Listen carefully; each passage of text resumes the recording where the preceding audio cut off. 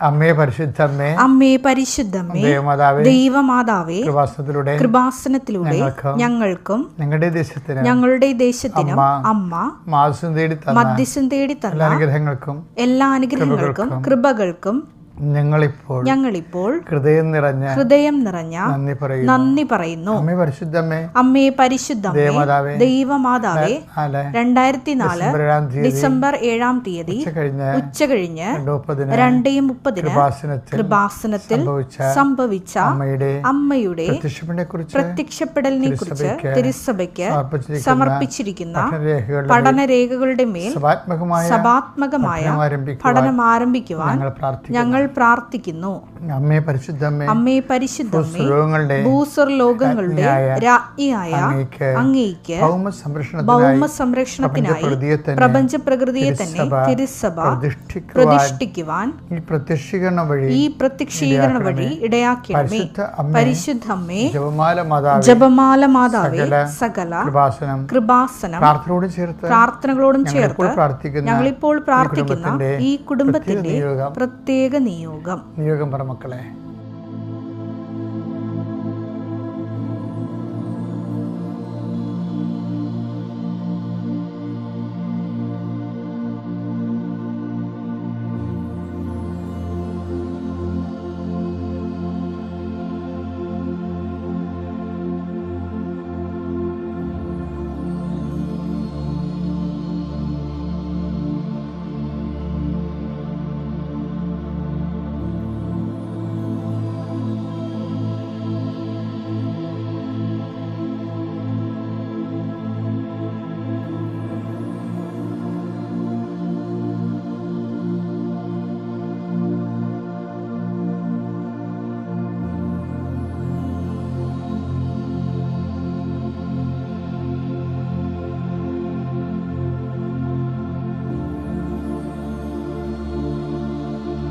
അമ്മയുടെ പ്രത്യക്ഷീകരണത്തിന്റെ ഈ അനുഗ്രഹവേളയിൽ ഞങ്ങൾക്ക് സാധിച്ചു തരുവാൻ കനിയണമേ. ആമേൻ. വിശ്വാസ പ്രമാണം. സർവശക്തനായ പിതാവും ആകാശത്തിന്റെയും ഭൂമിയുടെയും സൃഷ്ടാവുമായ ദൈവത്തിൽ ഞാൻ വിശ്വസിക്കുന്നു. അവിടുത്തെ ഏകപുത്രനും ഞങ്ങളുടെ കർത്താവുമായ ഈശോമിശിഹായിലും ഞാൻ വിശ്വസിക്കുന്നു. ഈ പുത്രൻ പരിശുദ്ധാത്മാവിനാൽ ഗർഭസ്ഥനായി കന്യകാമറിയത്തിൽ നിന്ന് പിറന്ന് പൊന്തിയോസ് പീലാത്തോസിന്റെ കാലത്ത് പീഡകൾ സഹിച്ച് കുരിശിൽ തറയ്ക്കപ്പെട്ട് മരിച്ച് അടക്കപ്പെട്ട് പാതാളങ്ങളിൽ ഇറങ്ങി മരിച്ചവരുടെ ഇടയിൽ നിന്ന് 3-ാം നാൾ ഉയർത്ത് സ്വർഗത്തിലേക്ക് എഴുന്നള്ളി സർവശക്തിയുള്ള പിതാവായ ദൈവത്തിന്റെ വലതുഭാഗത്തിരിക്കുന്നു. അവിടെ നിന്ന് ജീവിക്കുന്നവരെയും മരിച്ചവരെയും വിധിക്കുവാൻ വരുമെന്നും ഞാൻ വിശ്വസിക്കുന്നു. പരിശുദ്ധാത്മാവിലും ഞാൻ വിശ്വസിക്കുന്നു. വിശുദ്ധ കത്തോലിക്കാ സഭയിലും പുണ്യവാന്മാരുടെ ഐക്യത്തിലും പാപങ്ങളുടെ മോചനത്തിലും ശരീരത്തിന്റെ ഉയർപ്പിലും നിത്യമായ ജീവിതത്തിലും ഞാൻ വിശ്വസിക്കുന്നു. ആമേൻ. സുഖസ്ഥനായ ഞങ്ങളുടെ പിതാവേ, അങ്ങയുടെ നാമം പൂജിതമാകണമേ. അങ്ങയുടെ രാജ്യം വരണമേ. അങ്ങയുടെ തിരുമനസ് സ്വർഗത്തിലെ പോലെ ഭൂമിയിലും ആകണമേ. അന്നു വേണ്ടുന്ന ആഹാരം ഇന്ന് ഞങ്ങൾക്ക് തരണമേ. ഞങ്ങളോട് തെറ്റ് ചെയ്യുന്നവരോട് ഞങ്ങൾ ക്ഷമിക്കുന്നത് പോലെ ഞങ്ങളുടെ തെറ്റുകൾ ഞങ്ങളോടും ക്ഷമിക്കണമേ. ഞങ്ങളെ പ്രലോഭനത്തിൽ ഉൾപ്പെടുത്തരുതേ, തിന്മയിൽ ഞങ്ങൾ രക്ഷിക്കണമേ. ആമേൻ. നന്മ നിറഞ്ഞ മറിയമേ, സ്വസ്തി. കർത്താവ് അങ്ങയുടെ കൂടെ സ്ത്രീകളിൽ അങ്ങ് അനുഗ്രഹിക്കപ്പെട്ടവളാകുന്നു. അങ്ങയുടെ ഉദരത്തിൻ ഫലമായി ഈശോ അനുഗ്രഹിക്കപ്പെട്ടവനാകുന്നു. പരിശുദ്ധ മറിയമേ, തമ്പുരാന്റെ അമ്മേ, പാപികളായ ഞങ്ങൾക്ക് വേണ്ടി ഇപ്പോഴും ഞങ്ങളുടെ മരണസമയത്തും തമ്പുരാനോട് അപേക്ഷിക്കണമേ. ആമേൻ. കർത്താവേ, നിന്റെ ഉന്നതമായ നാമത്തിന് സ്വസ്ത്രം ചെയ്യണം. കർത്താവേ, നിന്റെ വിശുദ്ധ പൗരോഹിത്യത്തെ മഹത്വപ്പെടുത്തണമേ. കർത്താവേ, സഭയിലുള്ള സാന്നിധ്യം പ്രകടമാക്കണമേ. 39 കൊല്ലം ഞാൻ അർപ്പിച്ച കുർബാനയുടെ യോഗ്യതയാൽ കൃപാസ്ഥാനത്താറെ ജീവനോടെ പ്രത്യക്ഷപ്പെട്ട പരിശുദ്ധ അമ്മയുടെ മാധ്യസ്ഥത്തിന് ഈ അൾത്താറയിൽ നടന്ന 10,000-കണക്കിന് ആരാധന ശക്തിയാൽ പിതാവിൻ്റെയും പുത്രൻ്റെയും പരിശുദ്ധാത്മാവിൻ്റെ നാമത്തിലെ ഞാൻ മക്കളെ ഈശോ നാമത്തെ ആശീർവദിക്കുന്നു. നിങ്ങളുടെ ഇന്നത്തെ മുഴുവൻ ഉദ്യമങ്ങളെ ഈശോ ആശീർവദിക്കട്ടെ. കർത്താവേ, ഇന്നത്തെ ഓരോരോ കാര്യങ്ങൾ ഓർക്കുമ്പോൾ, ഇന്ന് ചെയ്യേണ്ട കാര്യങ്ങൾ ഓർക്കുമ്പോൾ, ചെയ്ത് തീർക്കേണ്ട കാര്യങ്ങൾ ഓർക്കുമ്പോൾ പരിഭ്രമിക്കുന്നവരുണ്ട് ഈശോയെ. സങ്കടപ്പെടുകയും ഉത്കണ്ഠപ്പെടുകയും ആദ്യ പിടിക്കുകയും ചെയ്യുന്നവരുണ്ട് ഈശോയെ. വ്യഗ്രതയുള്ളവരുണ്ട് ഈശോയെ. അവരെ എല്ലാം അങ്ങ് സബ്സൈഡ് ചെയ്യണമെന്ന് പ്രാർത്ഥിക്കുന്നു. എൻ്റെ കർത്താവിൻ്റെ ഉന്നതമായ നാമത്തിൽ നിന്ന് അനുഗ്രഹിക്കപ്പെടട്ടെ. നിൻ്റെ ഹൃദയത്തിലെ കട്ടിയിരിക്കണ പോലെ ഭാരമിരിക്കപ്പെടുന്നത്, ഹൃദയത്തിൽ എന്തോ വലിയ മറാത്ത ഭാരമിരിക്കണ പോലെ ഓരോ കാര്യങ്ങളിൽ വന്നുപെട്ട സങ്കടങ്ങൾ ഇപ്പോൾ പേരറിയാൻ പറ്റാത്ത രീതിയിലൊരു വല്ലാത്ത ഒരു വിഷമമൊക്കെ അനുഭവിക്കുന്നുണ്ട്. അവിടെ വിഷമങ്ങൾ യേശുക്രിസ്തു നാമം നീങ്ങിപ്പോട്ടെന്ന് കൽപ്പിക്കുന്നു. കർത്താവ് ഭവനരഹിതര് കാലാവസ്ഥകളുടെ ഭേദങ്ങളിലുണ്ടാകുന്ന വരുമാന തകർച്ചയും ജോലിയില്ലായ്മയും ഓർത്തുകൊണ്ട് ഒരു കാർമേഘമോ ഒരു മഴവെപ്പോ ഒക്കെ കാണുമ്പോൾ പെട്ടെന്ന് വേദനിക്കുന്ന ആൾക്കാരുണ്ട്. ഈശോയെ, ഇന്ന് പണിച്ച് തീരുമല്ലോ, ഇന്ന് പണി ചെയ്ത് തീർക്കാൻ പറ്റത്തില്ലല്ലോ, ഇനി എന്ത് ചെയ്യും എന്നൊക്കെ ഓർത്തുകൊണ്ട് വല്ലാത്ത രീതിയിൽ ജീവിതവുമായിട്ട് മൽപ്പിടുത്തി നടത്തുന്നവർ, സങ്കടപ്പെടുന്നവരെ കർത്താവ് ഇന്നത്തെ ആശ്വാസം നൽകി അനുഗ്രഹിക്കട്ടെ എന്ന് പ്രാർത്ഥിക്കുന്നു. കുടുംബത്തിൽ സമാധാനം ഇല്ലാത്തവരും 4 പേരുണ്ടെങ്കിൽ 4 മനസ്സായിട്ട് പരസ്പര വിരുദ്ധമായ ചിന്തകളും ആലോചനകളും കൊണ്ട് നടന്നിട്ട് ഒന്നും ചെയ്യുകയുമില്ല, ചെയ്യിക്കത്തുമില്ല. പാകോടമ്പടി നടക്കാത്ത കുടുംബങ്ങൾ, തങ്ങളുടെ ഓഹരി ലഭിക്കുക വിട്ടുകിട്ടാത്തതിൻ്റെ പേരിൽ തങ്ങളുടെ കടങ്ങളെ പരിഹരിക്കുകയും വാടക കൂടുകയും സമാധാനം ജീവിക്കാൻ പറ്റാതിരിക്കുകയും ഉള്ള വീട് തന്നെ റിപ്പയർ പോലും ചെയ്യാൻ പറ്റാത്ത രീതിയിൽ ഇരുട്ടിൽ കിടക്കുന്ന മക്കളുണ്ട്. അവരെ ഞാൻ ആശീർവദിക്കുന്നു. കർത്താവിൻ്റെ നാമത്തിൽ ഞാൻ ആശീർവദിക്കട്ടെ. കർത്താവ് ജീവിതത്തിൽ പല സംഭവങ്ങളും തെറ്റുകൾ സംഭവിച്ചിട്ടുണ്ട്. അതിൻ്റെ പേരിലൊക്കെ ഇന്ന് നാവക്കെടുത്ത് സംസാരിക്കാൻ പറ്റാത്ത അവസ്ഥയിൽ വീട്ടിൽ അകപ്പെട്ടു പോയവരുണ്ട്. എന്തെങ്കിലും സംഭവിച്ചു കഴിയുമ്പോൾ നിൻ്റെ പഴയ ചരിത്രം എന്നെക്കൊണ്ട് വിവരിക്കണോ എന്നൊക്കെ ചോദിച്ചുകൊണ്ട് അടിച്ചിരുത്തി കളയും. അതുകൊണ്ട് ജീവിതത്തിൽ സംസാരിക്കാൻ പറ്റാത്തവരുണ്ട്. വീട്ടിൽ ജീവിക്കുമ്പോൾ തന്നെ ഏകസ്ഥനായിട്ട് ജീവിക്കണ പോലെയും ഏകസ്ഥയായിട്ട് ജീവിക്കണ പോലെയും അന്യനായിട്ട് ജീവിക്കണ പോലും തോന്നണവരുണ്ട്. അവിടെ മേലെല്ലാം കർത്താവിൻ്റെ കൂട്ടാരെല്ലാം നിന്നെ തള്ളിപ്പറഞ്ഞാലും ഒരു കാരണവശാലും ഞാൻ നിന്നെ തള്ളിക്കളയിലെന്ന് പറഞ്ഞ ദൈവത്തിൻ്റെ വാഗ്ദാനങ്ങളെ ആഴമായി വിശ്വസിക്കാൻ കർത്താവ് നിന്നെ സന്ധിക്കട്ടെ എന്ന് പ്രാർത്ഥിക്കുന്നു. എങ്ങനെയെങ്കിലും വിറ്റുചുട്ടി എവിടെയെങ്കിലും പോയാൽ മതി വിചാരിച്ചുകൊണ്ട് സ്വന്തം കിടപ്പാടവും അതിന് ചുറ്റുമുള്ളവരുമായിട്ടൊക്കെ ഭയങ്കര മാനസിക അകൽച്ചകൾ കാരണം വിൽക്കാനും പറ്റണില്ല, ജീവിക്കാനും പറ്റാത്ത രീതിയിൽ വിഷമിക്കുന്ന ആൾക്കാരുണ്ട്. അവരുണ്ടാക്കി വച്ചിരിക്കുന്നതിന് ചില അബദ്ധമായ തീരുമാനങ്ങളെയും ചിന്തകളുടെയും പെരുമാറ്റത്തിനെയും കുഴപ്പം കൊണ്ട് തന്നെയാണെങ്കിൽ പോലും അവരുടെ മനസ്സിന് വിഷമങ്ങൾ ഭാരപ്പെട്ടവരെങ്ങനെ ഭാരം തളം കെട്ടി കിടക്കുന്ന പോലെ അവർ വിഷമിക്കുന്നുണ്ട്. അവരുടെ മേലെ കർത്താവ് തീരുമാനമെടുക്കാൻ, അവർക്ക് ആശ്വാസപരമായ നടപടിയെടുക്കാൻ കർത്താവ് നിങ്ങൾ അനുഗ്രഹിക്കട്ടെ പ്രാർത്ഥിക്കുന്നു. ഭാവി ജീവിതം, ഭാവി പഠനം, ഭാവി ജോലി അങ്ങനെയുള്ള വിഷയങ്ങളിൽ വല്ലാത്ത വിഷമം അനുഭവിക്കുന്നവരും കുറേ കടങ്ങൾ കുറേ ഏജൻറ്റുമാർക്കും അല്ലാത്തവർക്കൊക്കെ കുറേ പൈസ ജോലിക്ക് വേണ്ടി കൊടുത്തു, അതെല്ലാം കൈമോശം വന്നു പോയി, ഒന്നും കിട്ടപ്പോരില്ലാതെ ഇപ്പോൾ പുതിയ ജോലിക്ക് വേണ്ടി കൊടുക്കാൻ പറഞ്ഞ് സത്യമാണെങ്കിലും കൊടുക്കാൻ കാശില്ലാത്ത അവസ്ഥയിൽ വിഷമിക്കുന്നവരുണ്ട്. ഇങ്ങനെ സന്ധിപ്പില്ലാത്ത മക്കളെ ഈ നിമിഷം കർത്താവ് കെട്ടുകളെ ഈശോ ഞാൻ അഴിച്ചു മാറ്റുന്നു. മാരകമായ വിഷമം അനുഭവിച്ച് വേദനിക്കുന്നവരെ അവരുടെ മേൽ കർത്താവിൻ്റെ കാരുണ്യം ചൊരിയാൻ വേണ്ടി പ്രാർത്ഥിക്കുന്നു. പോലീസ് വഴക്കുകൾ, അതുപോലെ ലഹരി പദാർത്ഥങ്ങളുടെ ഉപയോഗങ്ങൾ, അതിൽ നിന്ന് രക്ഷപ്പെടാൻ മാർഗമില്ലാത്ത മാനസികാവസ്ഥകൾ കർത്താവിൻ്റെ നാമം നീങ്ങിപ്പോട്ടെ എന്ന് കൽപ്പിക്കുന്നു. കർത്താവിൻ്റെ ശ്രദ്ധയിലേക്ക് ഒഴുകട്ടെ. എൻ്റെ കർത്താവിൻ്റെ ഉന്നതമായ നാമത്തിൽ അനുദിന ജീവിതത്തിൽ ഉണ്ടാകുന്ന ജീവിത ഭാരങ്ങൾ, ജോലി ഭാരങ്ങൾ, അതുപോലെ തന്നെയുള്ള ഉത്തരവാദിത്വത്തിന് മേലുണ്ടാകുന്ന നമ്മുടെ മേൽ ചുമത്തുന്ന ഭാരങ്ങൾ, എല്ലാ ആശ്വാസങ്ങളും യേശുക്രിസ്തു നാമത്തിൽ നീങ്ങിപ്പോകട്ടെ എന്ന് കൽപ്പിക്കുന്നു. നിത്യപിതാപുത്രനും പരിശുദ്ധാത്മാവിനെ നീക്കുവാമേ.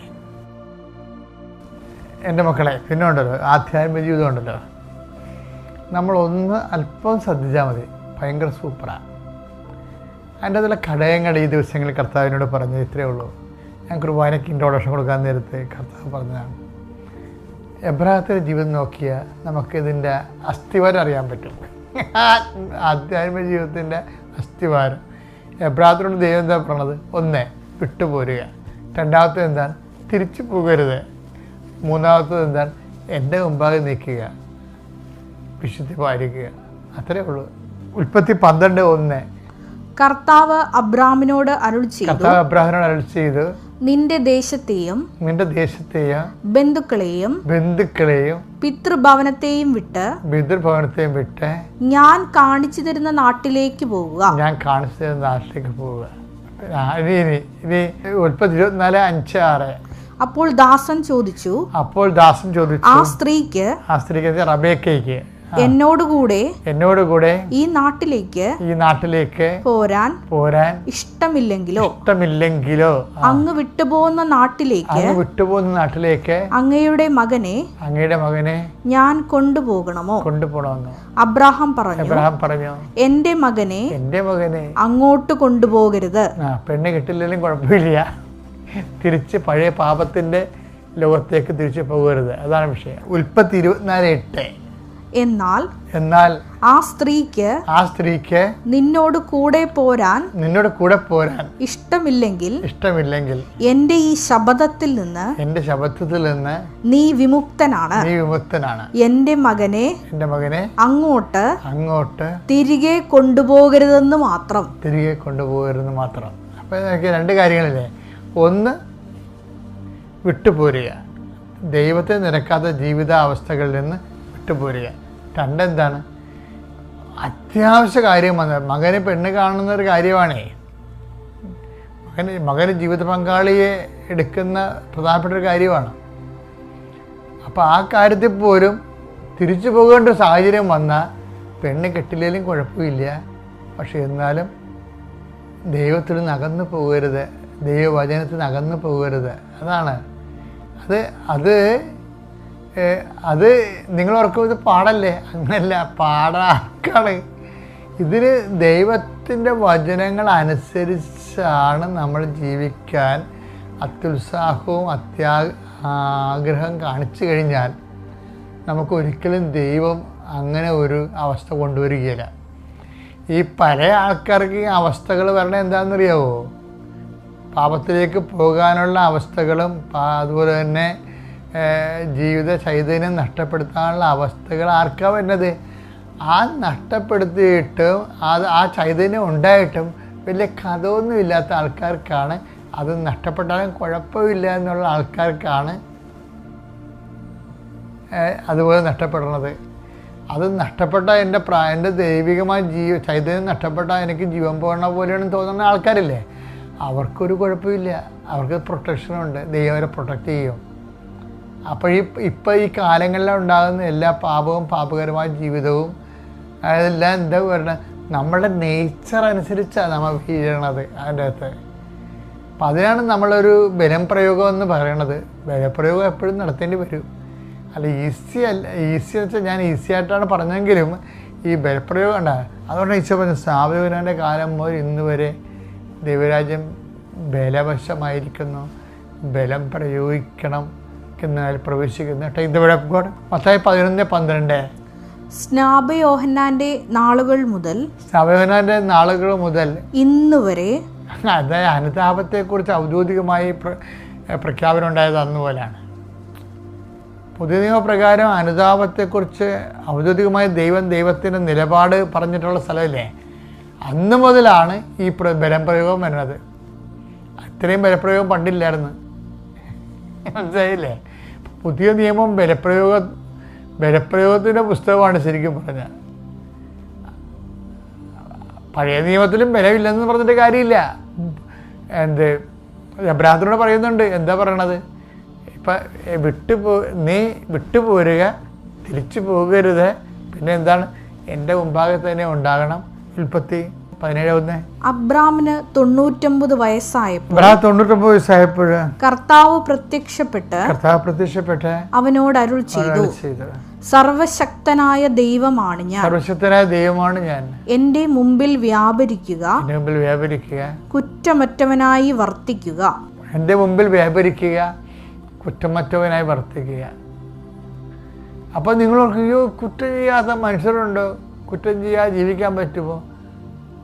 സിമ്പിളായിട്ട് ജീവിക്കാൻ പറ്റും, ഒരു കുഴപ്പമില്ല.